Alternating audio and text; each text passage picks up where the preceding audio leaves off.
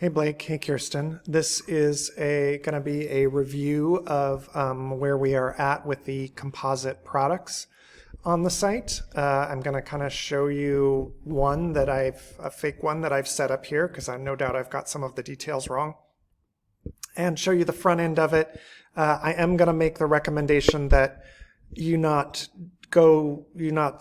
use these yet or start down this path. I'd like, if possible, to keep you guys focused on setting up all the base products first the way that you want, and then we can move on to the composite products. I would also recommend that when you are ready to start doing these, that you do a couple and then we talk about it. There's going to be some options here for you guys to decide before we have this really set up the way you want. So in any case, moving on, I get some things open here. You'll see at the top of the product list that there are now some duplicates. So all of these, 1, 2, 3, 4, 5, 6 are duplicates of existing products because I had to make some changes in order for you to see how it works and how you add things to the cart using this system. And I didn't want to mess with your existing products. So when you go to do this for real, you won't have to create duplicates. Again, this is just for testing purposes so that you could see what's what. So here is the composite product of everything together. And these are the pieces that make it up. Again, I've probably made some mistakes on what I've included, but it's just an example. So on the back end, there are a couple of differences for how you set it up. So number one, when you first add a new product, it defaults to simple product. You guys are already familiar with using the variable products, if that's what they were called on PrestaShop as well, I'm not sure. But now we have this new type called Composite Product. So once you choose that, a new tab shows up here that says Components. And when you want to add more components, you just come here and you say Add Component. It gives you another one of these sections. You have to give it a name. You have to choose the component that needs to go in here, so you can just start typing.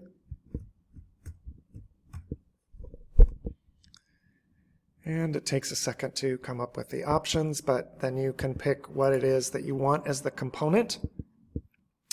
You want to pick a minimum quantity. Now, I'm thinking that for these, it's going to be the base product that you want to go ahead and leave as the minimum quantity. And for the others, I've put in a minimum quantity of 0. For the max, if you delete it, then there is no maximum set for it.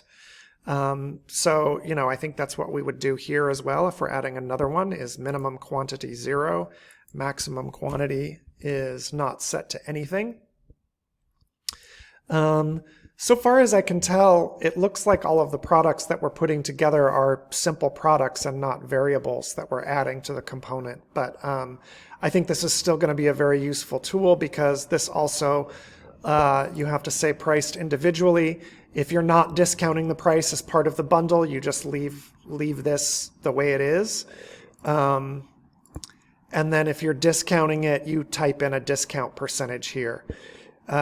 This plugin is very complex and it allows for a lot of things. So there are options for pricing that you can set up and discounts if this, then that. I'm assuming we don't need all of that, so I'm not going to go into it right now. But yeah, that is how we would add those up. So we've got a product entered here.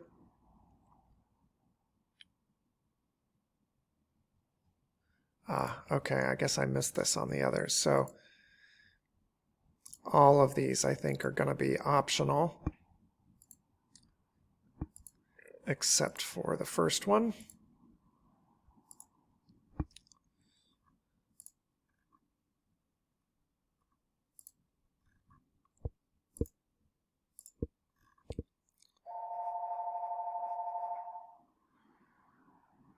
Be right back.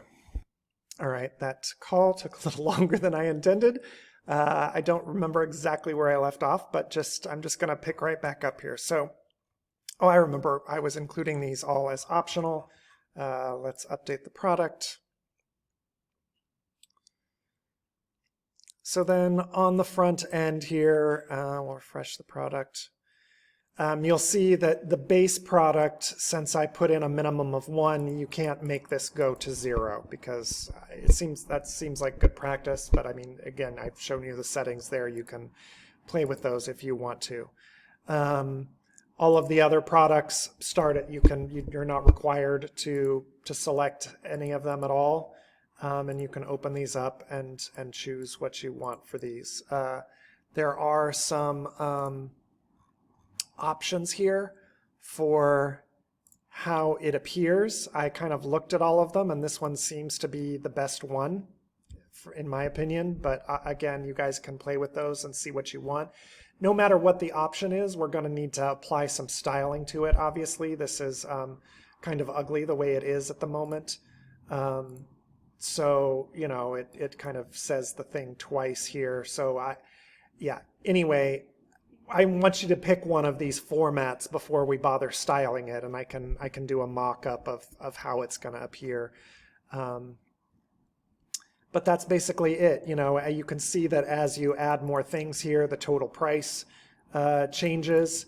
And this is essentially the other product that shows elsewhere. So you're not splitting your inventory like you've been doing with the workaround system that you've been using, making variables for these products.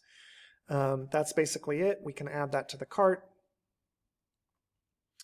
We go to the cart to check it out.